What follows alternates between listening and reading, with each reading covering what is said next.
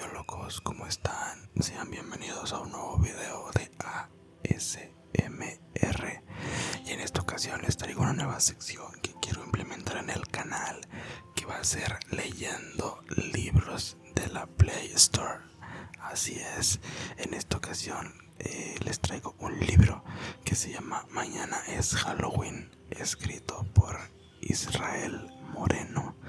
Y bueno, como les digo, este libro lo encontré en el Google Play, en la Play Store, que en el apartado de top gratuitos.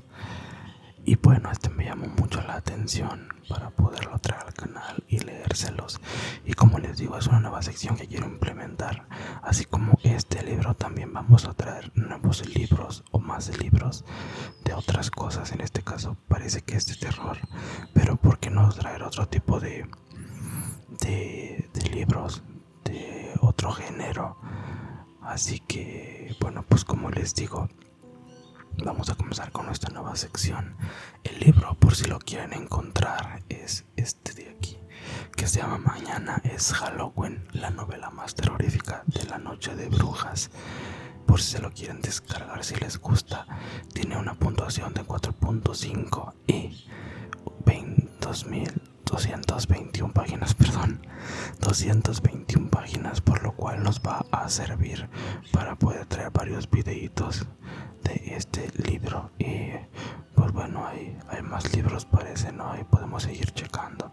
Aquí están las puntuaciones por si lo quieren ver. Pero bueno, el chiste es que vamos a traerle este nuevo libro. Le voy a aumentar el tamaño para que ustedes vean también y no se les haga complicado a la vista, porque si no vamos a estar complicados. Como ven, la letra es algo pequeña. Bueno, ya sí, ya se ve bien, pero si lo hubiera dejado como estaba antes con el tamaño, pues iba a estar más complicado. Bueno, vamos a comenzar. Esta es la portada del libro que se llama Mañana es Halloween.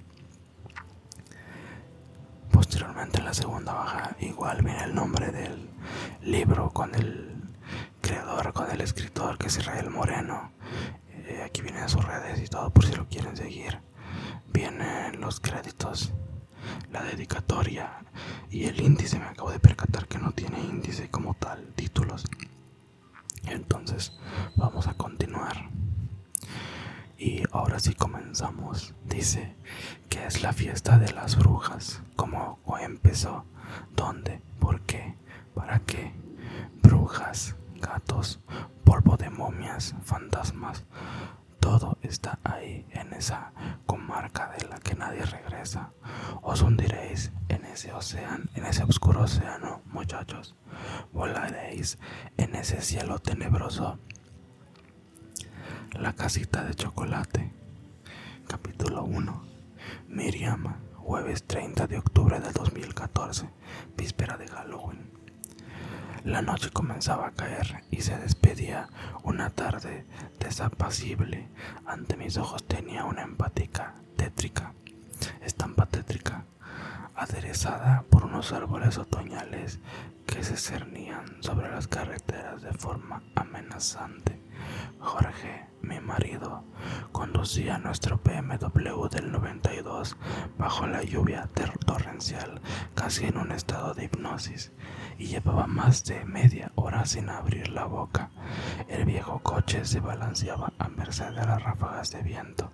Jorge sentía predilección por los coches clásicos, a pesar de mis reticencias. Según él, los modernos, con sus complicadas soluciones electrónicas, estaban hechos para durar poco y complicar la vida al usuario.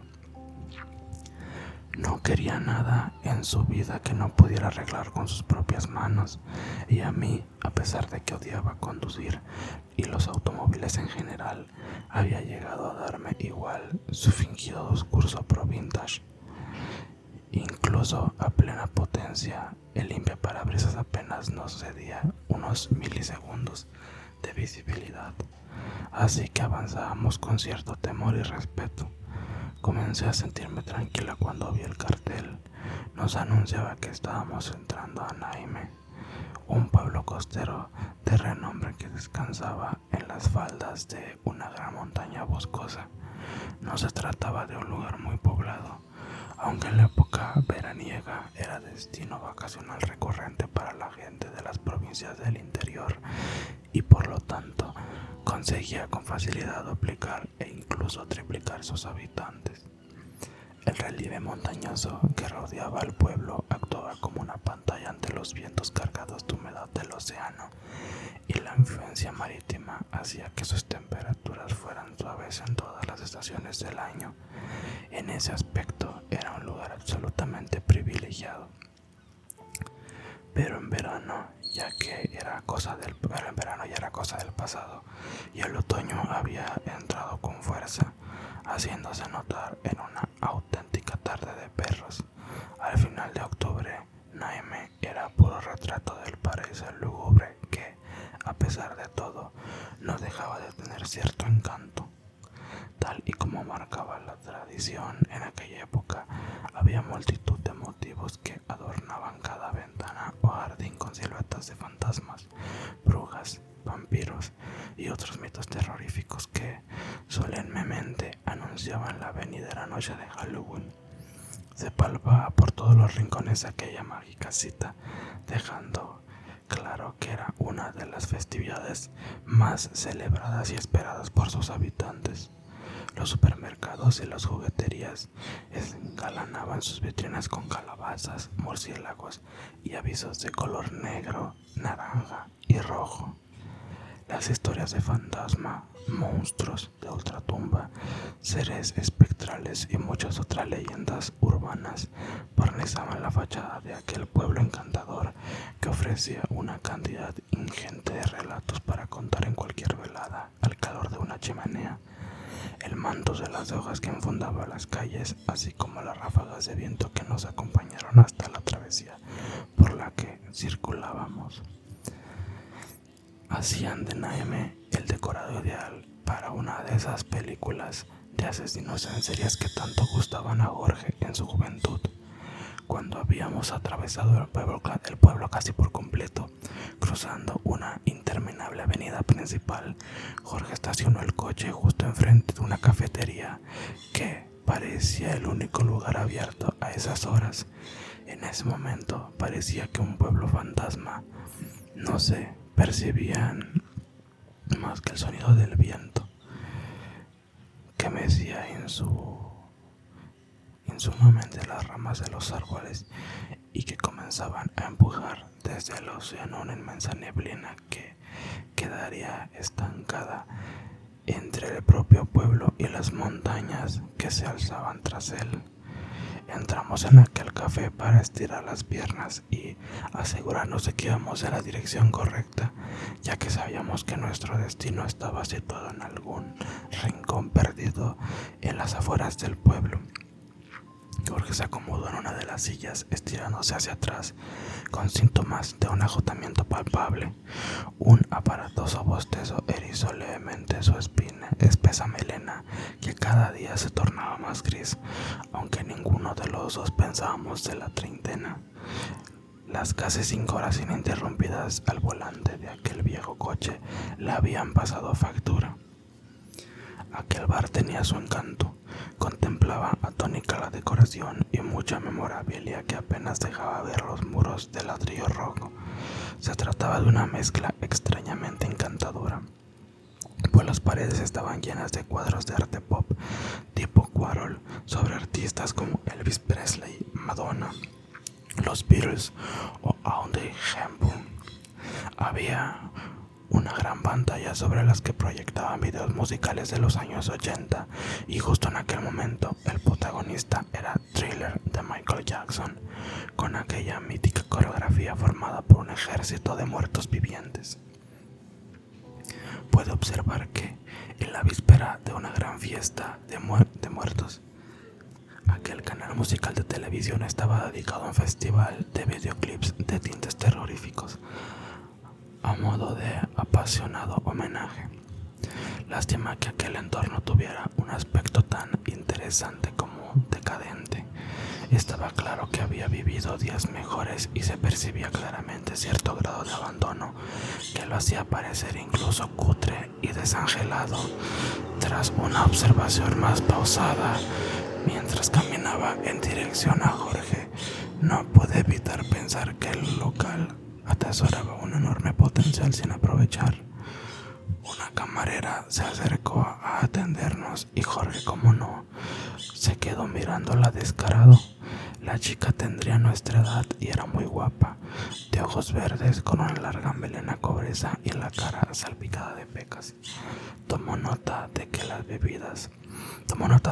las bebidas, pero antes de irse le pregunté por nuestro destino, con intención de orientarnos cuanto antes.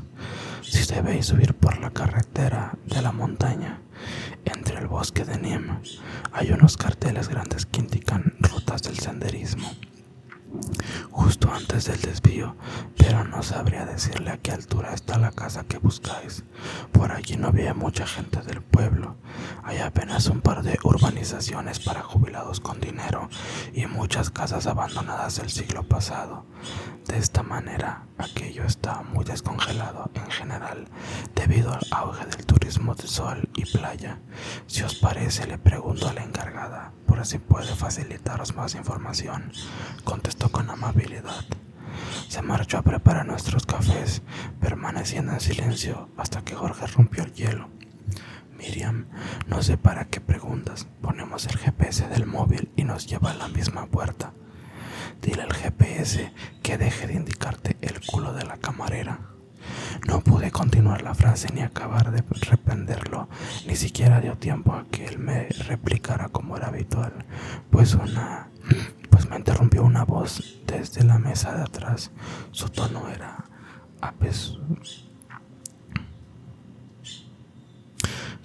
apesadumbrado y a la vez altanero. Eso os va a servir en el bosque de Niem, proclamó segura con profundidad.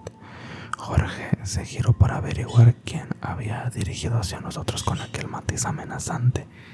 La visión de aquella mujer trastornó sus expectativas, pues se trataba de una pobre gitana tremendamente anciana, de aspecto vencido. En la cabeza llevaba un enorme pañuelo de colorido, enrollado con un turbante.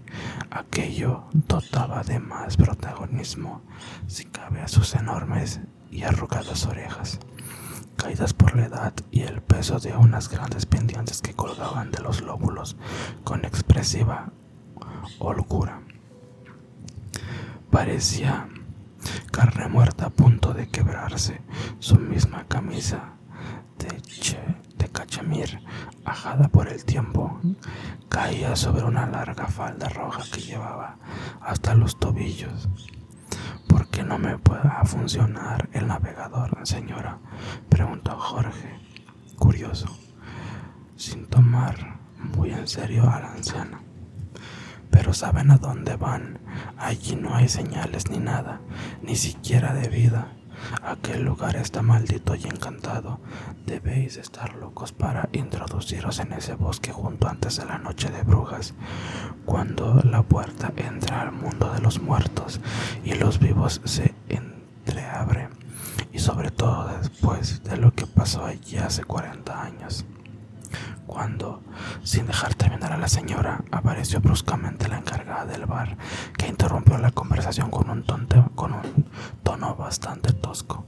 Si fuera de aquí, abuela, no molestes con tus cuentos de terror. Estoy cansada de decirte que no vengas a mi local a espantar a los clientes, gritó enfurecida. Espero que sea la última vez que te vea por aquí. La anciana malhumorada se levantó obediente y se santiguó, al tiempo que emprendía la marcha hacia la salida, mientras embrujaba la puerta. Antes de desaparecer, se giró y, dedicándonos una última mirada, negó con la cabeza, como si sintiéramos que habíamos subestimado funestamente sus palabras. ¿Quién ama el peligro en el que parece la noche del caos, donde solo sufren los inocentes y las personas decentes? La maldad se desatará sobre nosotros mañana cuando los espíritus visiten a los vivos para aterrorizarlos, presagió la gitana mientras se alejaba. Gracias, aunque no hacía falta. No nos está molestando. Protesté tímidamente hacia aquella estricta encargada. Madre mía, está como una puñetera cabra. Parece que estuviéramos buscando el mismísimo castillo del conde Drácula en Transilvania, añadió Jorge bromeando. La verdad, a mí me estaba resultando divertida. Me hubiera gustado conocer el final de esa rocambolesca historia. Créame, señor, que no. Esta señora no está bien de la cabeza. ¿No lo ven? No tiene nada de divertido escuchar a una pobre vieja enloquecida contando cuentos y mosergas. ¿Les puedo ayudar en algo? Me ha dicho mi empleada que están buscando una ubicación en el monte, sentenció cortante. Sí, queríamos saber cómo llegar a una casa de campo que está en la altura del kilómetro 16, en la carretera de la montaña, dijo él. En realidad no tiene pérdida. Salgan por la salida del norte del pueblo, justo tras el cementerio. Luego verán unas indicaciones y tendrán que girar a la derecha por una carretera muy estrecha que discurre literalmente por el medio del bosque. La señalización es antigua y los árboles no dejan pasar mucha luz. Creo que la casa debe estar al llegar a la parte más alta, antes de la bajada. Más o menos, contestó la mujer, ahora un poco más relajada. Tendremos problemas con el GPS, quise averiguar, preocupada, sin olvidar las palabras de la anciana. Sí, eso es cierto, pero no porque interfieran fantasmas. Vaya, por aquella zona hay tendidos de alta tensión que dificultan el funcionamiento de algunos GPS, aunque depende del sitio. De todas formas, no creo que tengan muchos problemas, solo ocurre en zonas muy concretas. También hay poca cobertura para los teléfonos. Sé lo divertido que es eso. Se los advierto, pero eso es normal. Como ya saben, en estos ambientes rurales, tengan cuidado, que de la noche puede resultar un poco más complicado orientarse por allí, ya que no hay iluminación artificial. Las autoridades tienen muy abandonada la carretera. Por cierto, no deberían tardar mucho en irse. Oscurece y apenas hay luz solar ya, nos aclaró mientras se miraba el reloj. Despedimos a la encargada agradeciéndonos la información mientras apurábamos nuestras bebidas. ¿Qué habrá ocurrido aquí hace 40 años? ¿Tú sabes algo del tema?, me preguntó Jorge, muy desinteresado de lo que intentaba aparentar. Ni idea, no conozco nada de la historia de este sitio, contesté. Supongo que serán supersticiones y mitos populares. Es algo típico de todos los pequeños pueblos con cierta tradición como este, replicó él. 40 años tampoco es tanto tiempo. No creo que sea una leyenda del pueblo. Le preguntaremos a mi amiga cuando lleguemos. Seguro que sabe algo. Tuvo que ser sonado, por mucho que la encargada haya querido restarle importancia. Antes de abandonar el local y seguir con nuestro camino, decidí ir al aseo un momento. Me molestaba mucho estar en el coche con ganas de orinar.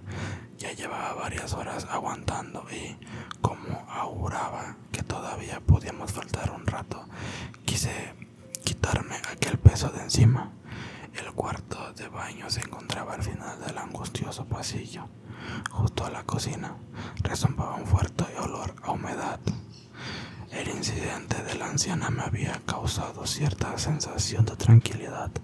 Primero porque sentía una especie de protección material por las personas mayores y no me habían gustado un pelo los modos empleados con ella. Y también, ¿por qué no reconocerlo? Porque nos habían prevenido. No sé si exageraba o no, pero a lo mejor había algo de verdad en aquellas inquietantes palabras que empezaba a rezongar. De nuevo en mi interior, mi madre solía decir que los gitanos tenían un don para anunciar el futuro, una sensibilidad especial. Me contaba siempre que no los tomara a broma, porque solían acertar en casi todas sus profecías. Quizás la culpa era mía y me preocupaba demasiado por nimiedades. Sea lo que fuere, me encontraba ante un pasillo que no tenía apenas luz. Eso tampoco me resultaba muy agradable, sobre todo si posee, como en mi caso, una fobia diagnosticada a la oscuridad, justo con un pánico atroz a quedarme sola.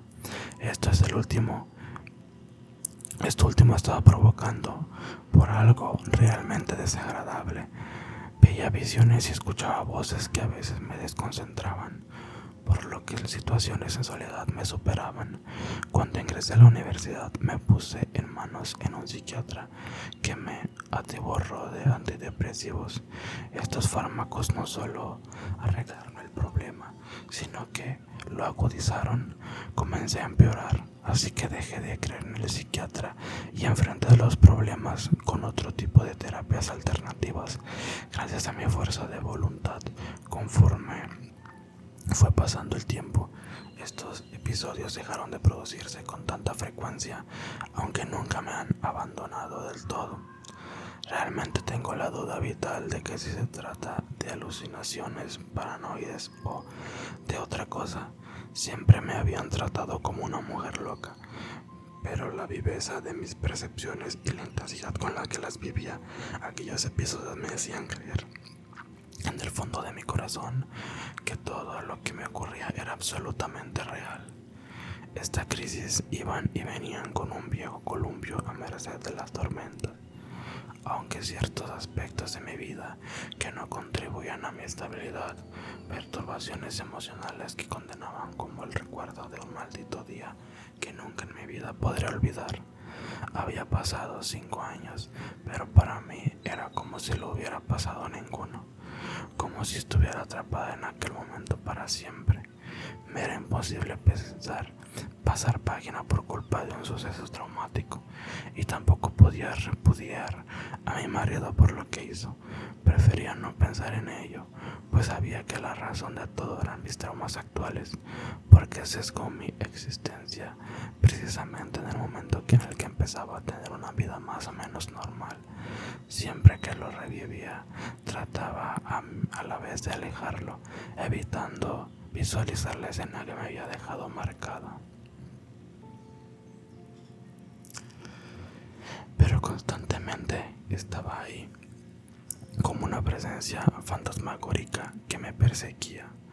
Empezaba a tener claro que aquella herida no cerraría nunca y no podría evitar culparle a él.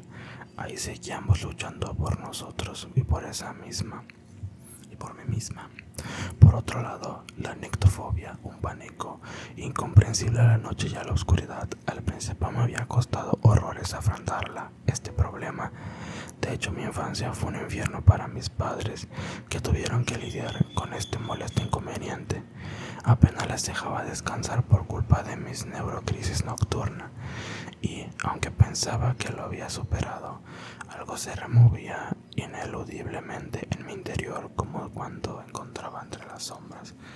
En resumen, yo era una caja de sorpresas. Vivir conmigo no es fácil y era consciente de ello. Bueno amigos, yo creo que lo voy a dejar por aquí. Ahorita estaba viendo qué tanto falta para llegar al camino 2, faltan unas páginas, así que yo creo que lo voy a dejar por aquí para que no hagamos tan lejos el video, tan largo el video, y para que la serie dure un poco más. Así que bueno, espero les haya gustado. Ya saben, suscríbanse al canal, denle like y nos estamos viendo en un próximo video. Adiós.